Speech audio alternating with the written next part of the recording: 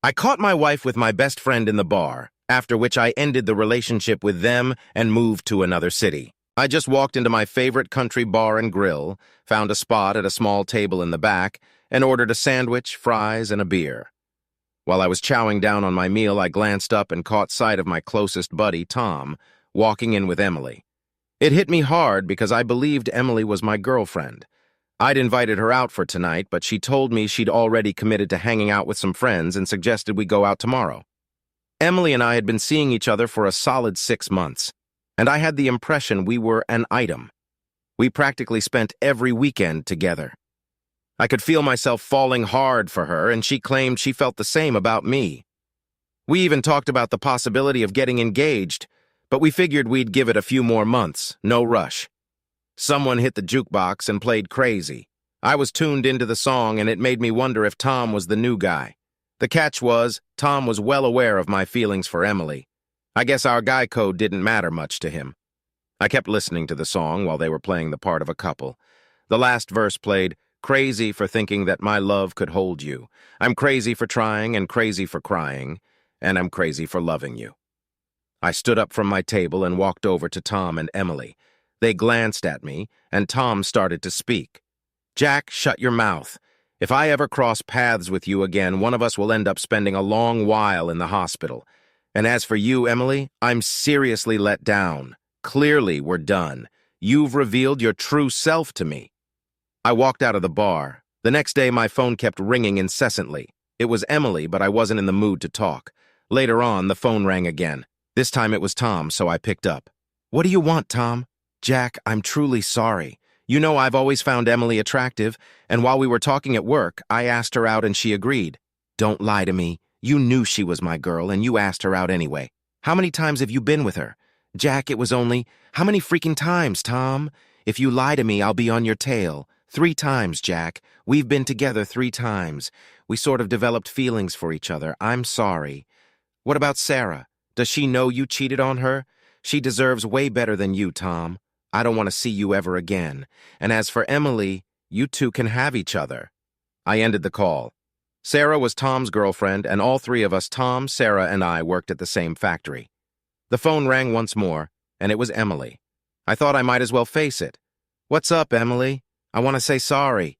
Tom asked me out several times, and I finally agreed to go out with him once. It didn't mean anything." "Cut the crap. I talked to Tom, and he told me you were together at least 3 times. I bet it's even more than that. Was it the money?" "Good luck with that. You 2 money and hungry individuals deserve each other. I want absolutely nothing to do with you. The only person I feel sorry for is Sarah. She believed you and Tom were her friends. Stay out of my life and quit calling." I couldn't afford to send myself to college, so I jumped at the scholarship opportunity. I wanted to become a mechanical engineer because I loved working with my hands. I used to be a bit reserved, but I had a soft spot for the ladies. Growing up with sisters, I learned to treat women with respect. My mom's advice was to treat girls how I'd want my own sisters treated. I struck up a friendship with a guy named Mike. He came across as sociable, though he wasn't the sporty type. He did have some smarts about him and mentioned having some family money. He claimed he didn't have much now, but there might be an inheritance down the road. He was pursuing a business management degree. When football wasn't taking up my time, we'd hang out. Mike had a way with the ladies, and we hit up numerous parties where the women were in no short supply. I was the reserved one, yet quite a few girls showed interest in me. I've got to hand it to Mike for that. My own shyness might have kept me from striking up conversations otherwise. After graduation, I stuck around Ohio and landed a mechanical engineering job at Ford Motor Company. The pay was solid, and I found a small apartment near the plant. I also managed to snag a late-model pickup truck. Every week, I'd set aside some money and send my parents $600 monthly to lend a hand. My dad worked as a coal miner, and our family bond was strong. Mike landed a job at a warehouse right there in the same city as the Ford plant. It turned out he was one of our suppliers. Eventually, he worked his way up to becoming the warehouse manager. We'd hang out on weekends, and he spilled the beans about having a girlfriend at his workplace. Her name was Sarah, and she was the inventory control manager. He introduced me to Sarah, and I could have easily fallen head over heels for her right then, but Mike and I had a solid bro code of, No messing with each other's girls. It was a tough call, but I decided to honor that code. I did date a couple of gals from my own plant, but strictly as friends. I couldn't tag along on double dates with Mike much because, well, being around Sarah stirred up feelings. She was always a sweetheart to me. Mike extended an invite to me for their plant's Christmas party since they were one of our suppliers. I figured why not, and agreed to go. At their bash, I crossed paths with a stunning gal named Jessica. She had some curves and a real nice figure. Jessica dressed a bit more provocatively than Sarah and was quite the flirt. She shared that she worked with Mike and Sarah, holding down a secretary gig for one of the higher-ups. I told her about my job, and we spent the whole night dancing away. We decided to catch up again, and even went out with Mike and Sarah for New Year's Eve. Sarah threw out some words about being happy for me finding someone, but the sincerity was lacking. That night, I took Jessica back to my place. She was, well, pretty darn impressive if you catch my drift. The next morning, Jessica seemed surprised that I was living in a modest apartment. I explained that my job was relatively fresh, and I didn't need much to get by since I was also sending money home to help out my family. I let her know that someday, sure, I'd worry about all that material stuff, but not at the moment. She brought up Mike's family being wealthy and wondered if that was true. Considering he was my best bud, I confirmed it and mentioned they covered his education costs. Our dating saga rolled on, and we were hitting the town almost every weekend. My feelings were getting pretty deep, and she matched that with her own feelings. We did all sorts of stuff together, and yeah, the bedroom action was a highlight. I'll admit, though, her flirtatious demeanor and constant chatter about material things didn't sit all that well with me. Reassure her that we could carve out a good life together. Still, when we went on those double dates with Mike and Sarah, things felt off-kilter. There was a sort of tension between us, and I couldn't quite put my finger on it. Update 1. Emily and I had been together for about half a year. We chatted about our future, maybe even getting engaged down the line. Emily said we didn't need to rush into decisions. We hit up a county fair, and at one of those budget jewelry stands, I got Emily a friendship ring. I let her know it meant she was mine until she felt ready to take the engagement step. She grinned when she slipped it on. By the way, I should note that I hit the gym after work about 3 days a week. I'd managed to drop down to 230 pounds and felt pretty decent about how I looked. Then came that moment at the country bar and grill. Got to admit, seeing my girl and best bud locking lips really took a toll on me. After I spotted them at the restaurant and had a talk on the phone, I severed all connections with both of them. Even though I was mad as hell, I did feel pretty bad for Sarah. 2 weeks slipped by and my phone rang. "Jack, I'm so sorry about you and Emily." I figured she might have messed up, but I never thought it would be with Mike. "What's the deal, Sarah? Are you saying there were others at work?" I spotted her having lunch with her boss, Brad. It seemed like a regular thing. "I thought about telling you, but didn't want to hurt you in case I was off base. Then I got wind of Emily and Mike. When I found out, I ditched them pronto. I cut ties with both of them. It's a bit tough seeing them together at work, but I stay occupied. Sarah, thanks for reaching out. I was concerned about you. You're one of my closest friends. Maybe we can catch up sometime." "I'd be up for that, Jack. Good to chat with you." After our talk, I wasn't sure if I felt better or worse. A couple of weeks passed, and one evening while I was at the supermarket, I bumped into Sarah. "Hey, Jack. Nice to see you. How's everything going?" "Pretty good. And you? Back in the dating game?" She gave me a smile. "I've turned down quite a few date offers because I've got my sights set on someone special. I don't want to mess things up if he decides to call." "Oh, I'm sorry. I was actually going to ask you if you'd like to." "Yes, I'd love to go out with you. You're the one I was hoping would ask. So when and where should we meet? I need to know how to dress. I was thinking about Saturday, hitting up my favorite country bar and grill. We exchanged goodbyes, and I confirmed that I'd pick her up at 6 o'clock. When I arrived at her place, she was rocking a Western-look jeans, a vest, cowgirl hat, and boots. She looked fantastic. I opened the truck door and she hopped in. Saturdays at the place featured a country western band and singer. We snagged a booth and ordered a couple of beers. The band wasn't starting for another hour, giving us time to chat. I was surprised to discover she was originally from Kentucky, just a county over from where I grew up. She went to college there, applied for jobs, and eventually landed a gig at the supply plant in Ohio. We placed our food order. I went for a double bacon cheeseburger and fries while she opted for a Reuben sandwich, and we shared the fries. It felt really nice to reconnect with her. She did inquire if this was the same bar where I caught Mike and Emily. I confirmed that it was indeed the place, but I wasn't going to let a couple of cheaters ruin my favorite hangout spot. She just gave me a smile in response. Once the band started playing, we got up to dance. They kicked things off with 2 slow songs to encourage couples onto the dance floor. The classic hits. That's what the crowd wanted to hear. They switched to a faster tune, and both of us sat out.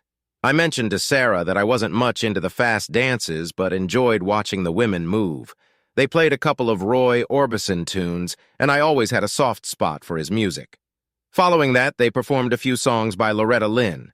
Sarah and I took to the floor for the slow ones. The announcer called the ladies up for some line dancing, and a few guys even joined them. "Why not join the line dancing?" I playfully asked Sarah. "You just want to check out my big A," she teased, smiling as she got up to join the other women. The line dancing started, and I couldn't help but keep my eyes on Sarah. She looked right at me and gave her booty a little shake. I grinned and even clapped for her. After the song wrapped up, she came over with a smile, and I leaned in to kiss her. Pulling back, I apologized.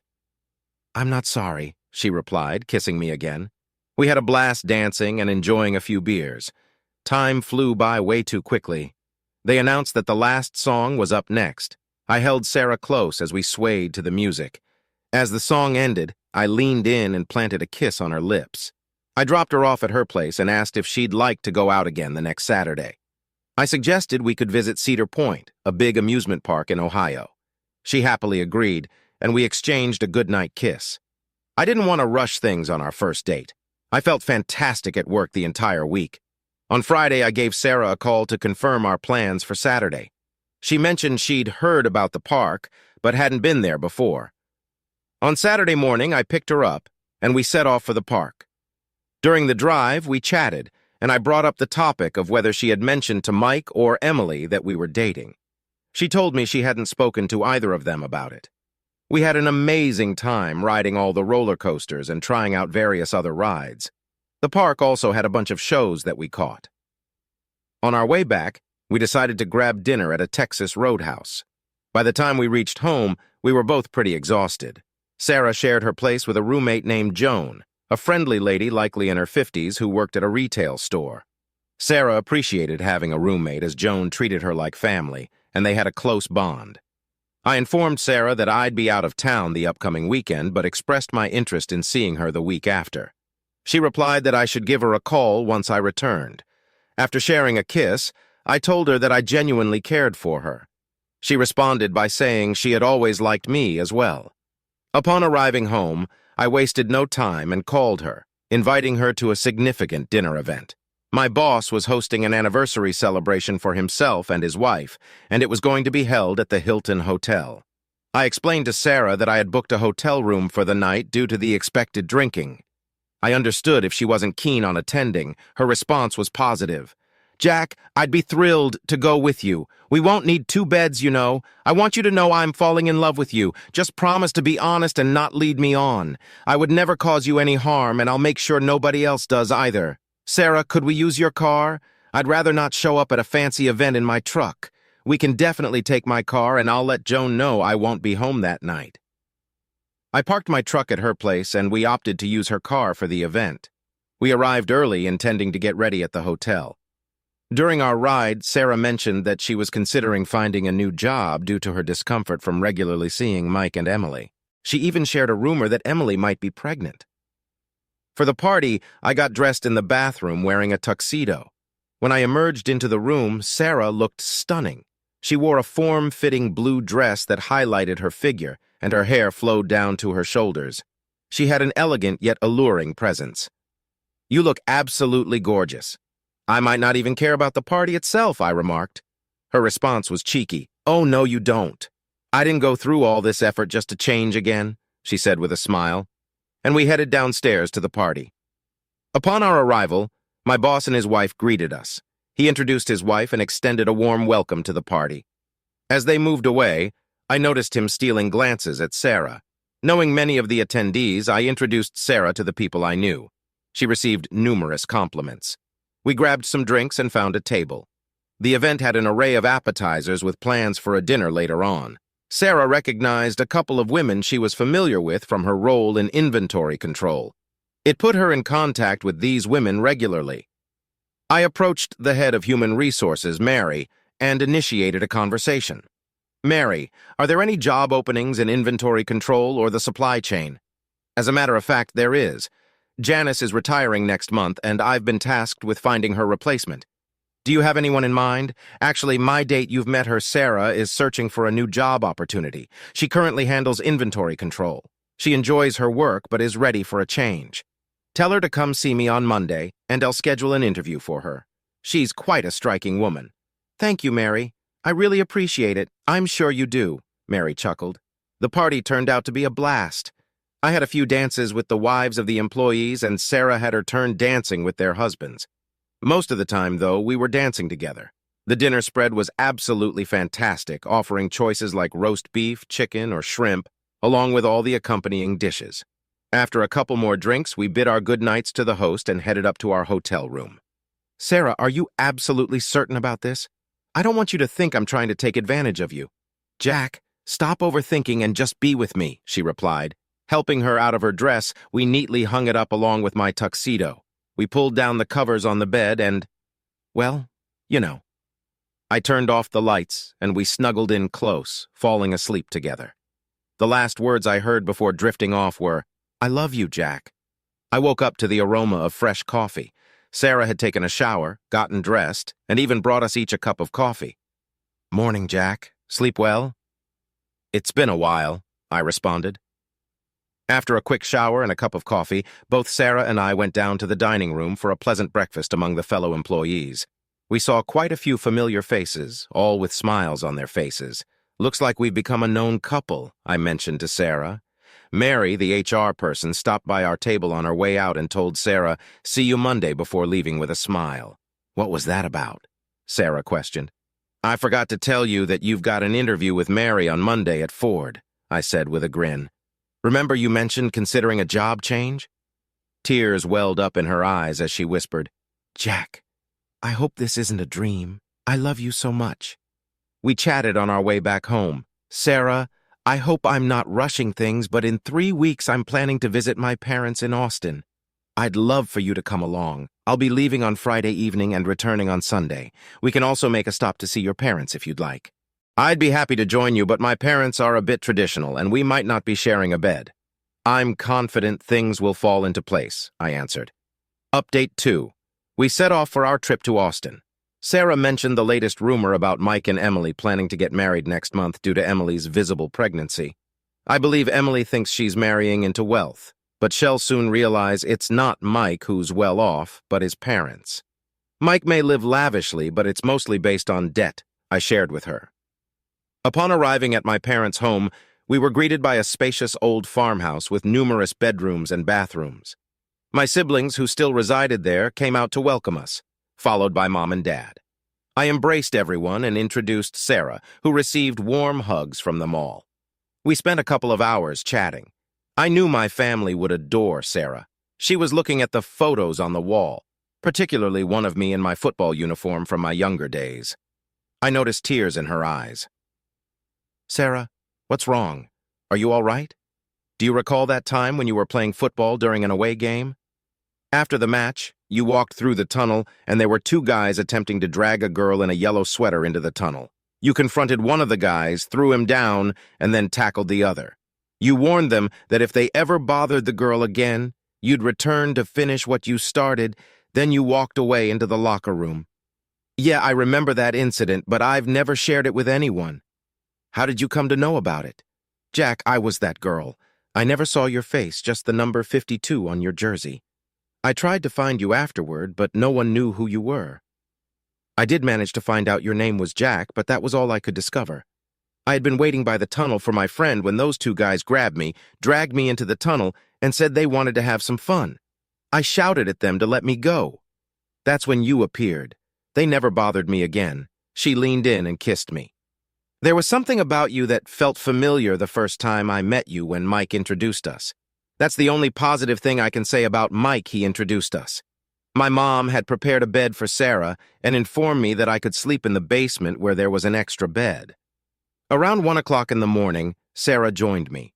We shared a quiet, intimate moment, though it was a bit challenging due to the circumstances, and she returned to her bed about an hour later. On Saturday, we visited Sarah's family. She hadn't mentioned that her parents were well off. They had a lovely house, and Sarah had two younger, attractive sisters. They were a few years younger than Sarah. She introduced me as her boyfriend. I overheard Sandy, one of her sisters, saying to Sarah that I looked quite handsome. We went inside and chatted for a while. Hank, her father, inquired about my job and background. He had his concerns about his little girl, as he affectionately referred to her. "Mr. Carter, I'd like to talk to you about marrying your daughter. I'm here to ask for your blessing." Sarah and I hadn't discussed this beforehand, so she seemed surprised and teary-eyed as she looked at me. Even though we haven't been together for a long time, our love is strong, and we believe we can build a great life together in marriage. "Jack, I appreciate that you came to talk to me, though you didn't have to. You should know by now that Sarah follows her heart. Sarah, do you love Jack?" "Yes, Daddy, I truly do, with all my heart." "Then you have my blessing. On one condition, you two must get married here in Austin, so your mom and I can give you a proper wedding. Oh, and we'll cover the expenses." I surprised everyone when I took out an engagement ring from my pocket, knelt down on one knee, and proposed to Sarah. She said yes, kissed me, and then rushed over to kiss her dad and embrace her mom, who was shedding tears of joy. We all stood up and enjoyed a fantastic chicken dinner together. We went back to my parents' house and mentioned to the Carters that we'd keep them updated about our future plans. When we shared the news of our engagement with Mom and Dad, they were absolutely thrilled. Many of my relatives who still lived nearby were coming over for a barbecue. Dad proudly claimed the role of grill master while Mom prepared the meat and other dishes inside. Sarah offered to help in the kitchen. She mentioned she enjoyed cooking too. All my relatives came by to greet me and get acquainted with Sarah. She was the first woman I'd brought home to meet the family, and they all assured me that she was a keeper and encouraged me to make her happy. After a day of lively celebration, we bid farewell to our relatives and promised to inform them of our wedding date. Just before we headed to bed, Sarah whispered to me that my mom had warned her about an obstacle on the stairs. It turned out she accidentally kicked a pair of shoes, and they tumbled down the stairs. Sarah tried to apologize, but Mom reassured her, saying she had been young once and that Sarah's lively spirit was probably why she ended up with so many children. Sarah did come back downstairs again, and we shared a quiet and intimate moment together. We tried to keep things hushed, but you know how that goes. She didn't head back upstairs until nearly 5 o'clock in the morning. After a night of intimacy, we drifted off to sleep. In the morning, Mom and Sarah exchanged knowing smiles. We all had a hearty country breakfast, then said our goodbyes with hugs and kisses before making our way home. On Monday, Sarah had her appointment with the HR department. By Tuesday, she received a call from Mary, who informed her that she got the job and could submit her 2-week notice. She called me to share the news, but I was already in the loop. We decided to celebrate by going out for dinner that evening at my favorite country bar. At the restaurant, we both ordered steak dinners. Sarah mentioned that Mike and Emily were on vacation that week and the next. They were off to Las Vegas to tie the knot. She remarked that it was the most enjoyable 2 weeks she'd experienced at the plant since she didn't have to deal with Mike and Emily. She added that everyone was sad to see her leave, but they understood she was moving on to a better opportunity. Working at Ford meant having some of the highest-paying jobs in the region. Sarah felt fortunate to have secured the interview and the job offer. She had earned it. She kept our dating and engagement a secret from everyone else. She revealed that she left an anonymous note on Mike's desk before departing. The note advised him to consider a DNA test once the baby was born, given his wife's frequent lunches with her boss. The note concluded with congratulations, but she deliberately left it unsigned. From the time she started at our workplace, she always wore a radiant smile. Whenever guys approached her for dates, she proudly displayed her engagement ring and made it clear that she was engaged to me. They wisely knew not to cross any boundaries. Sarah shared that Joan was assisting her in planning the wedding. Joan played the role of a caring guardian. Joan had a married daughter of her own, and she and Sarah became close friends, sharing expenses as roommates. I made it a point to drop by a couple of times each week to lend a hand wherever needed. I reached out to my mom and asked if she could provide a list of relatives and friends to invite from our side of the family. My mom took it a step further and bought invitations, taking care of the invites for us. I provided her with the wedding date, which was set for 5 months down the line. Sarah spoke to her mom and shared the wedding date with her as well. Her parents were taking on the responsibility of finding a suitable church and a spacious venue for the reception. Her mom volunteered to handle sending out invitations to their side of the family.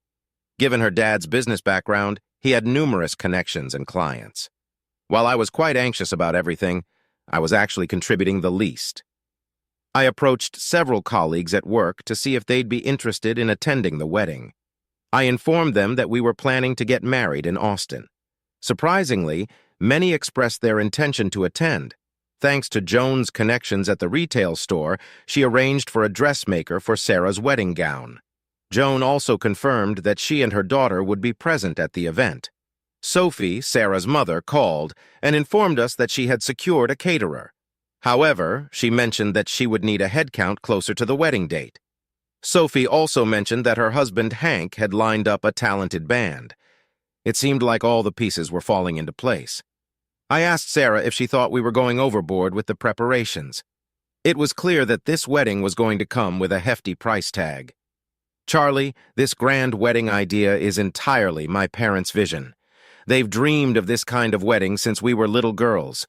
Trust me, my sisters will be having similarly lavish weddings.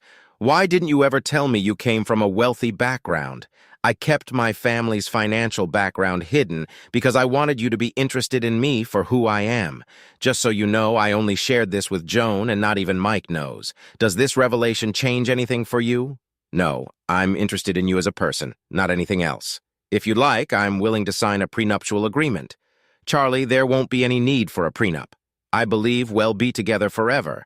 Besides, I don't possess much wealth at the moment. Perhaps in the future through inheritance, but not much now. I'll have a loving husband to support me. Sarah sorted out her party lineup. Her father would walk her down the aisle. Her older sister would serve as the maid of honor, while her younger sister would be one of the bridesmaids. She invited my 2 married sisters to be bridesmaids as well. My brothers-in-law would be my groomsmen, and my single brothers would be paired with her sisters. It turned out that my younger brother would be my best man. My niece and nephew were chosen as the flower girl and ring bearer, respectively. We reached out to them all, and they gladly accepted. Thankfully, it truly became a family affair. Sarah was thriving in her new job, and everyone admired her. She was well loved by her colleagues. What's not to like? A dilemma arose since she had only worked there for 5 months. She hadn't accrued any vacation days. We brainstormed and considered the option of heading down on Friday night, getting married on Saturday, and returning on Sunday. It would be a whirlwind, but with limited choices, it seemed doable. Just 3 weeks before the wedding, the plant manager summoned me to his office. We had a good rapport, and he even mentioned that he was planning to attend the wedding. "Hey, Charlie, I heard you're dealing with an issue around the time of your wedding." Mary mentioned that. "You're leaving on Friday, tying the knot on Saturday and returning on Sunday, is that right?" "Yeah, Mark, that's the plan. Sarah doesn't have any vacation days left." "Well, Charlie, make sure you let your lovely wife know that we're granting her personal time from Thursday all the way through the next week. Also, I've got 2 tickets for a 4-day cruise as a honeymoon gift. Thanks, Mark. I'm sure she'll be thrilled." I shook his hand and got in touch with Sarah in her office to inform her that we're going out for lunch. I told her I had something important to discuss. While at the restaurant, Sarah inquired, "What's up, Charlie? What's this thing you want to talk about?" Mark called me into his office and informed me that they're giving you time off from Thursday to the entire following week. We don't have to rush to get there or hurry back. And wait, there's more. He gave us 2 tickets for a 4-day cruise as a wedding gift. I placed the tickets on the table. Naturally, my Sarah started tearing up. We had everything ready for the wedding and could head down on Thursday, which made things simpler for us. Rehearsal and the rehearsal dinner took place on Friday. I checked with my dad if he needed money, and he shared that he had kept aside the money I sent him since we announced the wedding. I really admired and respected that man. After the dinner, I gave Sarah a kiss and let her know I'd be seeing her the next day. Sarah had informed her mom about the number of people attending both the wedding and the reception. She didn't tell me the count, mentioning that I was already nervous enough. I knew all my siblings, aunts, uncles, and their families would be present. I heard that the motels in both counties had been fully booked for months. I hoped that our guests were able to find accommodations. On Saturday morning, I woke up and my mom insisted I had breakfast. I couldn't go through the whole day on an empty, anxious stomach. During our breakfast conversation, Mom mentioned that they had met the Carters and found them to be really friendly people who thought highly of me. After breakfast, I took a long shower and shaved. I got dressed in my tuxedo, a white one to match Sarah's dress. My brothers were also there wearing black tuxedos. All 4 of them were part of the wedding party. It was time to head to the church. The church was located in the neighboring county, but it was only 30 miles away. The church was quite large, and my brother mentioned that it could accommodate more than 700 people. As the guests began to arrive, my brothers and I helped them find their seats. As they walked in, they said I didn't have to assist, but I insisted on doing something. Joan and her daughter showed up, and I directed them to sit with the families on Sarah's side. I was seating relatives whom I hadn't seen in years. I was happy to spot some of my co-workers at the event. My boss, Mark, and his wife had flown in for the occasion. I was then instructed to go to the front of the church because Sarah's limousine had arrived and I wasn't supposed to see her before the ceremony. I went up to chat with my parents briefly. A woman began playing some music on the organ.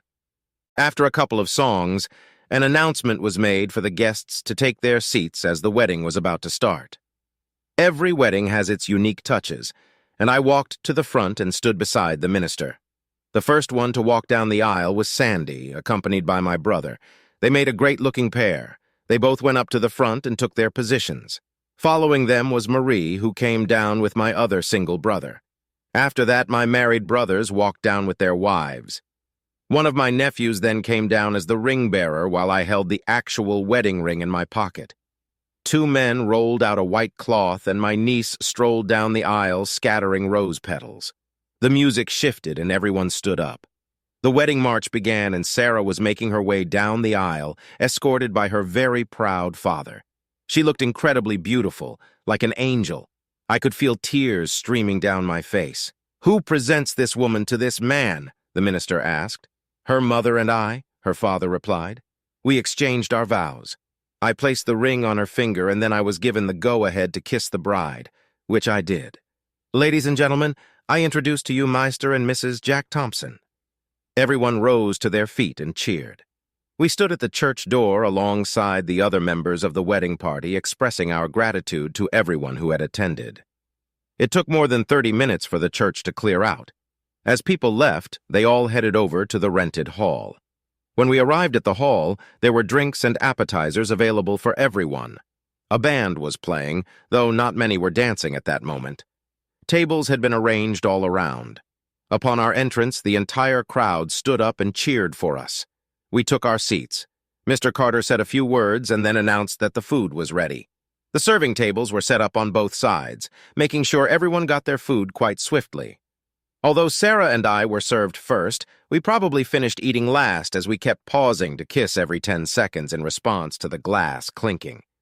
Some of the tables were moved back from the dance floor to make more space for dancing. Sarah and I were the initial pair to hit the dance floor, followed by the rest of the wedding party, and then everyone joined in. The reception carried on for a solid 4 hours. Some guests even helped themselves to another round of food. It truly was a fantastic night. Epilogue. We had an amazing time during our cruise. It was a good decision to bring my truck to the wedding. I rented a small U-Haul and loaded it up with all the gifts we were given. When we returned home, we started looking for a new house. Eventually, we found a nice 3-bedroom home with a hot tub. We spent a couple of weeks at my small apartment initially, but Sarah felt we needed something a bit more spacious. We decided to leave the gifts we brought back at Joan's house since we wouldn't be living there. We checked if she could manage on her own, and she assured us she didn't have any financial troubles. She simply enjoyed taking care of Sarah, but now that responsibility was shared with me. Every evening we'd work on writing thank you cards. I believe we're just about finished with that now. We also have lunch together at work around 3 times a week. It's been 4 months since the wedding and things are going really well. We haven't had any arguments and we always discuss and resolve any differences we have. We've always been told that communication is key, which is something we actively practice. Sarah mentioned that one of her friends from another workplace called her and discovered that Emily is in financial trouble with a lot of debt. There was also a rumor that someone advised Mike to consider a DNA test when Emily has the baby. However, they're uncertain about the source of that information. A few weeks passed, and then Sarah received another phone call informing her about some issues going on with Mike and Emily. It turns out Mike took a DNA test, and it confirmed that he wasn't the father.